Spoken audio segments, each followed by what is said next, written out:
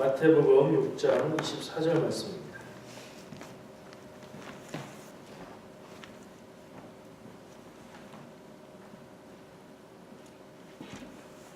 딱 찾아서 보시면 우리가 다들 아시는 말씀일 거예요. 암송하는 분도 계실 거고. 같이 한번 읽어보겠습니다. 시작. 한 사람이 두 주인을 섬기지 못할 것이니 혹 이를 미워하고 저를 사랑하거나 혹 이를 중히 여기고 저를 경히 여김이라. 너희가 하나님과 재물을 겸하여 섬기지 못하느니라. 아멘. 단순한 말씀이에요. 예수님이 하신 말씀이에요.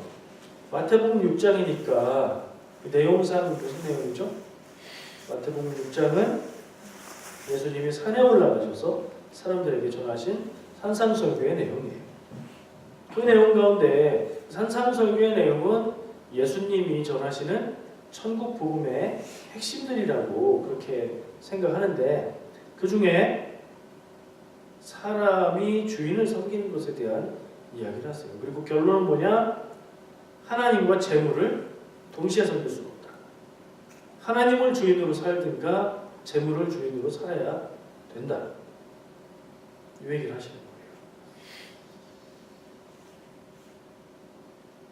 양다리는 안 된다 이거죠.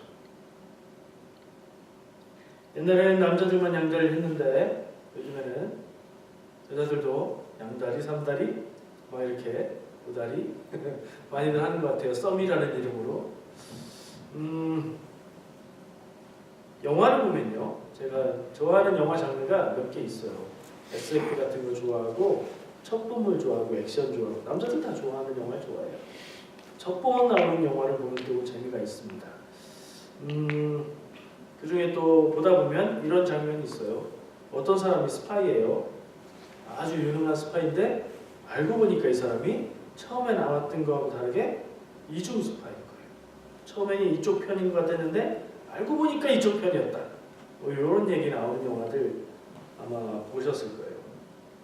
근데 이런 사람들은 좀 상상해 보세요. 그런 일을 하는 사람들이 만약에 실제로 영화처럼 많이 있다면 그 사람들의 삶은 어떨까? 늘 삶과 죽음의 경계에서 살고 있고, 이러다가 잘못되면 그냥 사망하시는 거니까요. 그리고 자기 자신의 정체를 늘 감춰야 되고 거짓말을 해야 되고 뭐 그런 긴장 속에서 살고 있겠죠.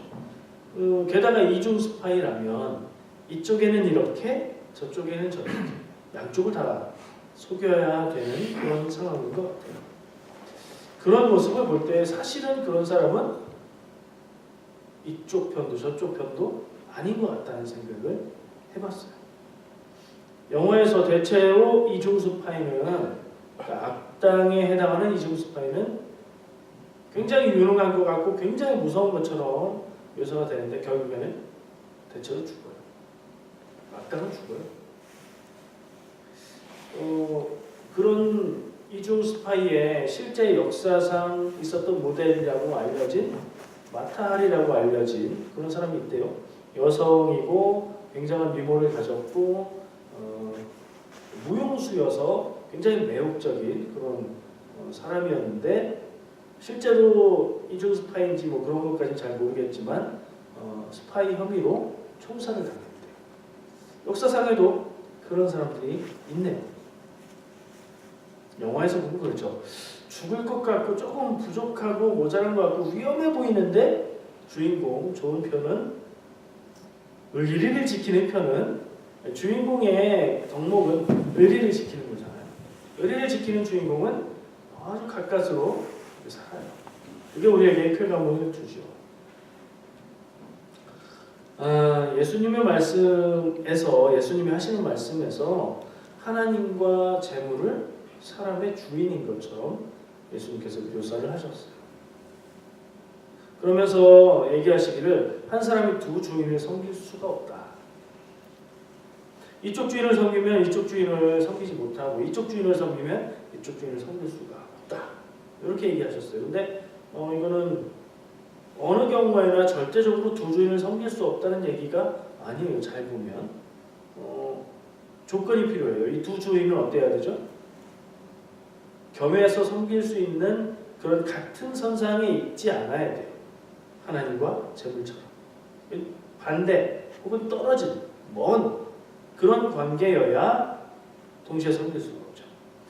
하나님과 예수님, 이건 되잖아요. 하나님과 예수님을 우리의 삶의 주인으로 성령님까지 갖다 붙여도 되잖아요.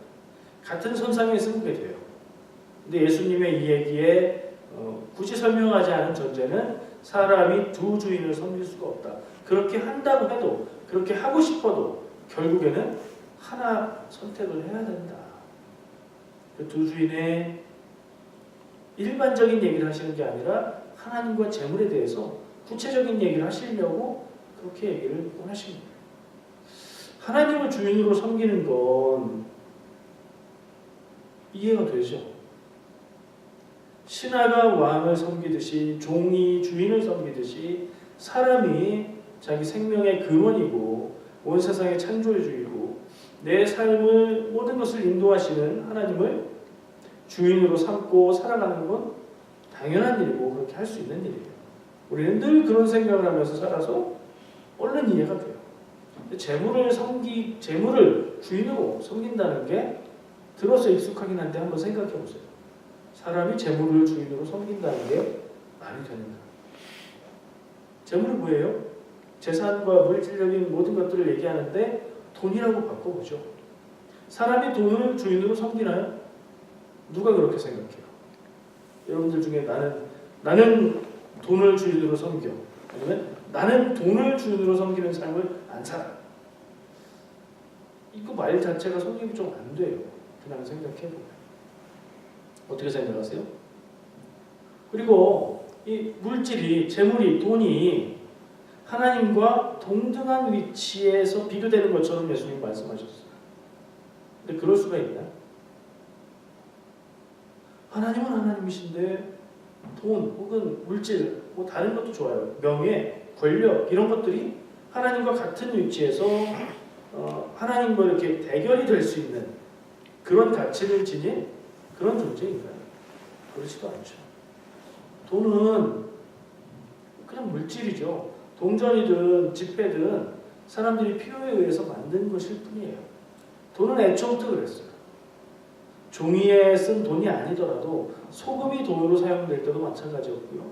금이나 어떤 금속들이나 그런 것들을 돈으로 쓸 때도 마찬가지였어요. 그 자체로는 그것이 가진 가치나 능력이 없어요. 금이 대단하잖아요.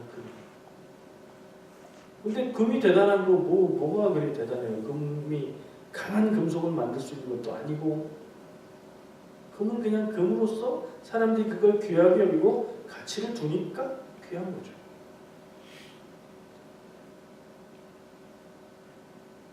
돈도 마찬가지죠.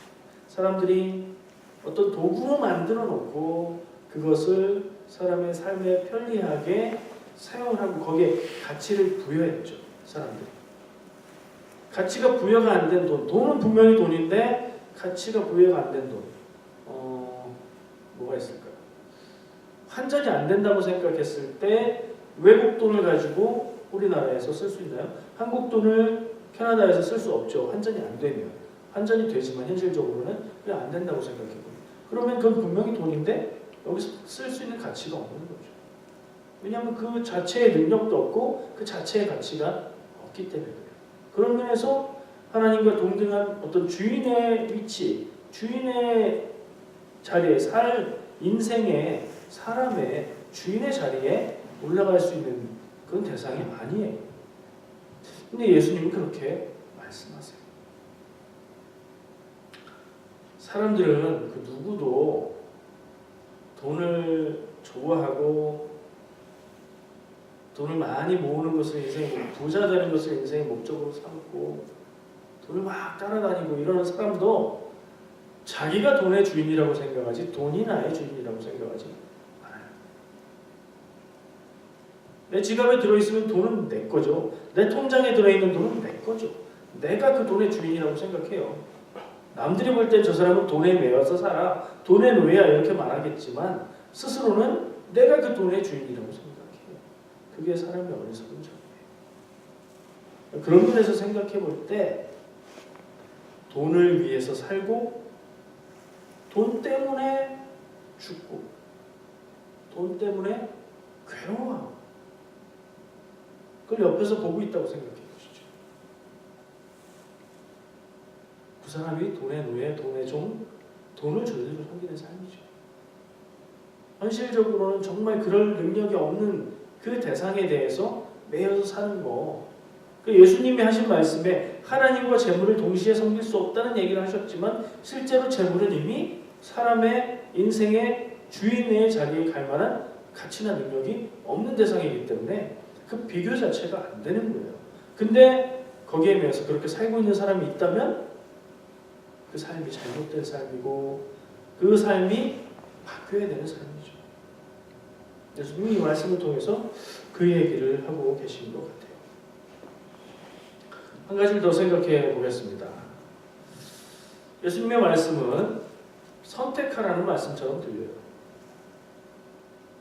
한 사람이 두 주인을 섬길 수 없다. 하나님과 재물을 겸해서 섬길 수 없다. 그럼 결론은 뭐예요? 하나님을 주인으로 택하든가 재물을 주인으로 택하든가 하나를 택해서 확실히 살라 하는 얘기처럼 들려요. 이게 우리가 선택할 수 있는 문제인가? 여러 가지 의미에서요. 여러분들 내가 스스로 한번 물어보시죠. 내가 하나님을 믿고 아무것도 없어도 하나님의 나를 사랑하시는 하나님의 사랑과 예수 그리스도의 구원의 능력 그 안에만 있으면 나는 만족하고 난 그 믿음으로 살 수 있다. 는 고백이 되세요? 그렇게 하고 싶으세요? 하고 싶다는 건 예스 할 수 있는데 정말 어느 순간에 그럴 수 있으세요? 그렇게 되세요? 라고 물으면 쉽게 대답 못하죠. 왜냐하면 그건 선택이나 의지나 노력으로 되는 게 아니기 때문에. 뭘로 되죠? 구원에 대해서 얘기해 볼게요. 우린 무엇으로 구원받습니까? 교회에서 얘기하잖아요. 오직 믿음으로 구원받는다고 얘기하죠. 믿음으로. 뭘 믿는 걸로요? 하나님의 사랑을 믿고 그 하나님의 사랑으로 인해서 나를 위해서 죽으신 예수님의 십자가 죽으심의 능력이 내 구원이 된다는 사실을 믿으면 그 믿음으로 구원받는 거예요. 그렇죠? 맞죠? 그게 복음이에요. 이 믿음이 선택이 되는 건가요? 노력으로 가질 수 있는 건가요? 하는 질문을 한번 바꿔보죠. 우리의 구원이 달린 믿음을 나 믿고 싶어. 나 하나님, 예수님 믿고 싶고 알고 배웠으니까 내가 이제부터 믿겠어 라고 결단해서 믿어지는 건가요? 그렇게? 그런 부분이 없지는 않죠. 의지적인 부분이 전혀 없지는 않지만 정말로 삶에 있어서 어떤 도전이 다가오는 순간에 믿음을 물었을 때는 의지로 되는 건 아닌 것 같아요. 그럼 뭐로 된다고 얘기하죠? 은혜로. 맞아요. 은혜로 된다고 얘기합니다. 은혜는 뭐죠? 내가 해서 갖는 거예요? 하나님이 주시는 거예요. 하나님 주시는 거예요. 나의 노력으로 갖는 거 아니고요. 나의 결단으로 갖는 것도 아니에요. 하나님이 나한테 주시는 거예요. 그래서 이렇게 표현해요. 믿음은 믿어지는 것이고 믿어지게 해주시는 것 같다라고 표현하죠. 그게 그 표현이에요. 내가 믿고 싶다고 해서 믿어지는 것도 아니고 내가 믿으려고 노력한다고 해서 믿어지는 것도 아니란 얘기예요. 이건 선택의 문제가 아니라 선택의 문제라면 거꾸로 하나님의 선택이라는 거죠. 하나님이 나를 선택하셔서 나 같은 사람에게도 믿음을 주셔서 내가 믿고 구원받는다. 이게 믿음의 고백이죠. 그래서 장로교회에서는 예정론을 얘기하면서 하나님 구원받을 사람을 하나님의 주권 안에서 선택하셨다. 그 선택에서 우리를 떼어놓을 어떤 힘이 없다. 이렇게 하나님의 주권을 강조해요. 장로교회는요. 그 인정하는데 내가 어떻게 하는지도 중요하다. 나의 선택과 노력과 의지도 하나님이 선택할 수 있는 폭을 허락해 오셨고 의지와 자유를 주셨기 때문에 내가 어떻게 하는지 내가 무엇을 선택하는지 그것도 중요하다라고 얘기하죠. 그러나 그것으로 구원 여부가 결정된다고까지는 안 해요. 구원은 믿음으로 되는 것이요 믿음은 하나님이 주시는 것이기 때문에. 무슨 질문을 했냐면 제가 하나님을 주인으로 삼을 것인가 재물을 주인으로 삼을 것인가 이거 우리가 선택할 수 있습니까? 이게 선택으로 되는 문제입니까? 하는 질문을 했어요. 하나님 믿어서 하나님을 주인으로 섬기는 것도 우리가 선택하고 그쪽을 좋아하고 노력은 할 수 있지만 그런다고 그게 완전히 되는 게 아니에요. 누구는 돈의 노예로 산다, 돈에 매여서 산다 이런 얘기가 듣기 좋은가요? 한 명의 인격자로 아름다운 인생을 멋있게 살고 싶죠. 다 그러기 위해서 돈이 필요해서 가족들을 위해서 그걸 하는 거예요. 근데 그렇게 살다 보면 어떻게 되죠? 그렇게 살다 보니까 돈의 노예가 된 것 같은 내 모습을 볼 때가 있죠. 내가 선택하지 않았어요.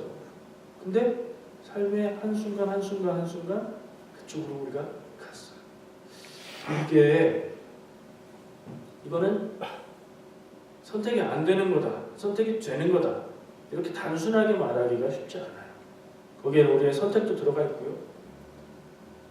우리가 정확하게 인식하지 못했어도 작은 선택들을 하면서 혹은 나의 삶에 다가오는 일들에 대해서 어떻게 대응하는지 그 삶의 모든 것들이 합해져서 어쩌다 보니까 지금 돌아보니까 내가 믿음으로 하나님의 은혜 안에 살고 있다고 고백하기도 하고 내가 돌아보니까 나 참 바보처럼 살았고 돈에 매여서 살았다 이렇게 생각이 들 때도 있는 거잖아요. 선택이 중요하긴 한데 선택한다고 그렇게 되는 게 아니에요. 나는 믿음으로 살겠어. 그런 선택하는 믿음은 참 귀하고 아름다운데 그런다고 해서 아무것도 없이 가난하게 사는 삶을 살 수 있느냐라고 물었을 때는 우리 현대의 삶에서는 또 쉽지 않은 얘기잖아요. 나는 다 필요 없어. 나는 일단 돈이 있어서 내 가족들 내가 책임지고 부족하지 않게 살게 하겠어. 부자가 되진 않아도 부족하지는 않게 살게 내가 하겠어.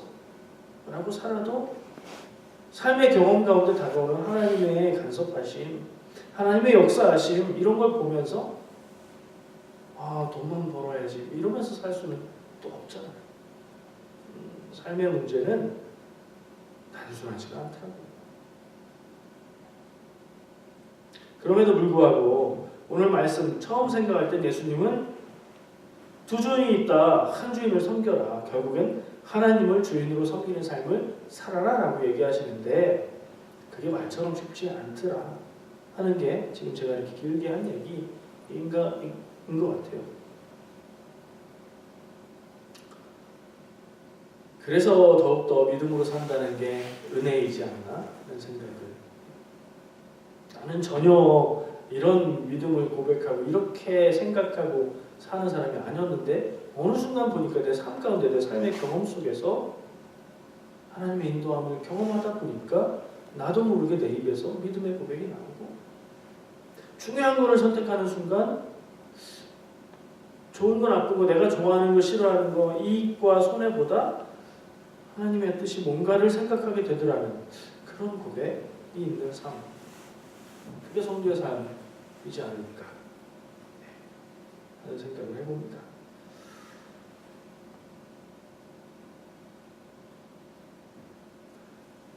또 다른 생각을 한번 해봤어요. 예수님의 이 말씀을 들었던 사람들은 어떤 사람이었을까요? 예수님이 어디서 이 말씀을 전하셨죠? 산에 올라가셔서. 누가복음에는 평지에 내려가서 전하신 말씀하고 내용이 비슷해서 이게 산에서 하신 건지 평지에서 하신 건지 아니면 두 번 하신 건지 헷갈리기도 하지만 어쨌든 마태복음에서는 산에 올라가서 사람들에게 전하신 말씀이에요. 예수님이 왜 굳이 산에 올라가서 이 얘기를 하셨을까요? 예수님이 산에 올라가셔도 그 예수님을 따라오는 사람들에게 하신 말씀이에요. 우연히 지나가다가 사람들이 많네 뭐하나 이래서 온 사람들이 아니에요. 예수님의 말씀을 들으려고 예수님의 말씀을 따라서 산에까지 온 사람들이에요. 예수님의 말씀을 듣는 사람들이고 예수님의 말씀에 끌림에 따라서 왔던 사람들이에요. 예수님의 말씀을 듣고 반대하려고 온 사람들이 아니었다. 관심이 없는 사람이 아니었다. 그 생각도 한번 해보면 좋겠다는 그런 생각이 들었어요. 그러면 지금 현대 우리한테 적용해보면 누구들이라고 하는 얘기일까? 예수님을 따르는 사람들. 교회 다니고 예수님 말씀대로 살겠다고 생각하고 예수님 은혜로 구원받았다고 생각하고 하나님 뜻대로 살고 있다고 생각하는 성도들, 신자들, 교인들, 우리에게 하시는 말씀으로 들으면 비슷하지 않을까. 이미 예수님에 대해서 그 말씀을 듣고 그 은혜를 사모하는 사람들에게 하셨던 말씀입니까? 근데 왜 그 사람들에게 그 얘기를 하셨을까? 예수님의 말씀을 듣고 예수님의 말씀을 따라왔던 사람들에게 왜 한 사람이 두 주인 섬길 수 없다? 하나님을 섬기든지 재물을 섬기든지 선택하라. 왜 그렇게 얘기하셨어요? 이미 하나님의 은혜를 경험하고 하나님의 은혜의 말씀을 따르는 사람들입니다. 그런 생각 해보셨어요? 만약에 예수님이 오늘 우리에게 얘기하고 계시다면 어떤 분은 이건 나는 상관없고 나는 이제 믿음으로 하나님 앞에서 믿음을 고백하고 열심히 따라서 살고 요즘에는 성령 충만한 것 같고 말씀의 기쁨도 있고 뭐 그런데 나 말고 다른 사람들 믿지 않는 사람들 재물을 주인으로 섬기면서 사는 사람들한테 하시는 얘기로 들리세요? 아니에요. 말씀의 상황을 보니까 안 그래요. 예수님의 말씀을 들으러 따라온 사람들에게 하신 말씀이에요. 우리한테 하시는 말씀. 그렇게 들으니까 더 두려움이 있죠. 우린 교회 다니죠.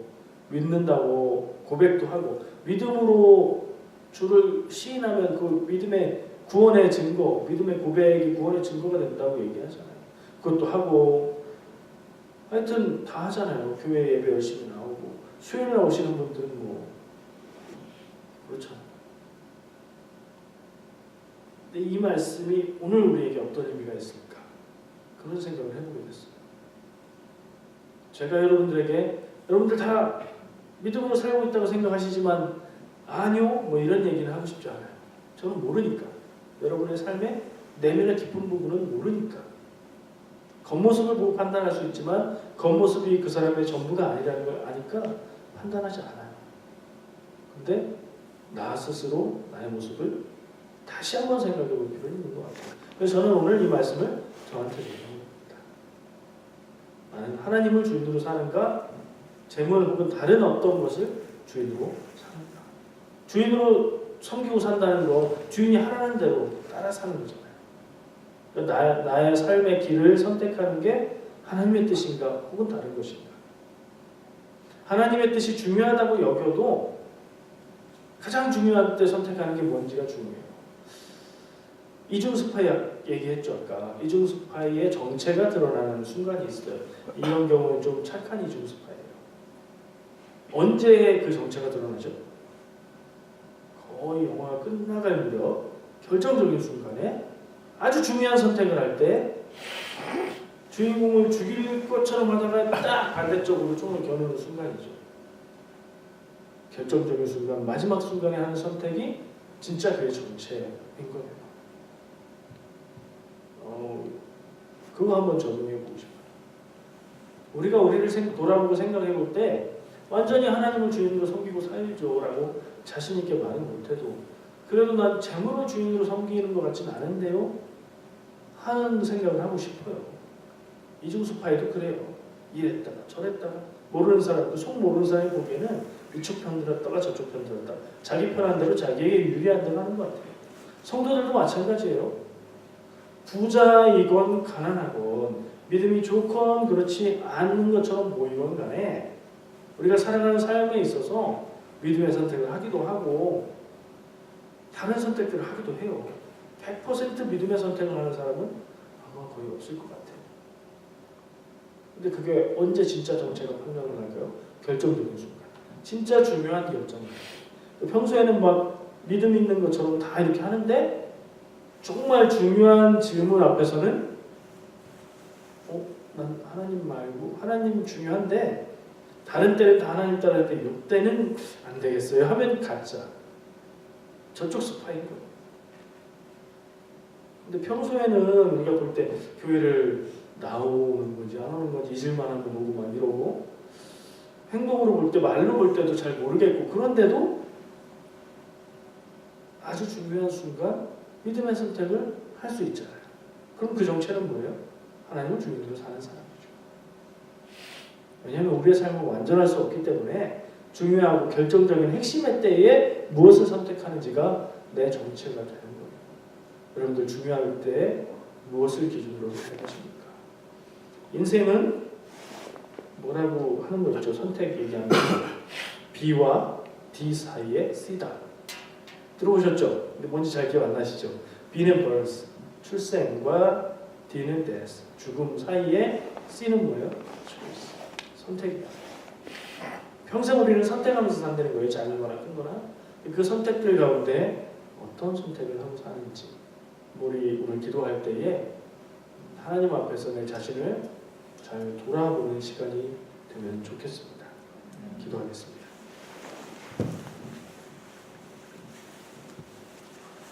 사랑해 주님 감사합니다. 오늘 주신 말씀을 기억합니다. 예수님이 주의 말씀을 들으러 온 사람들에게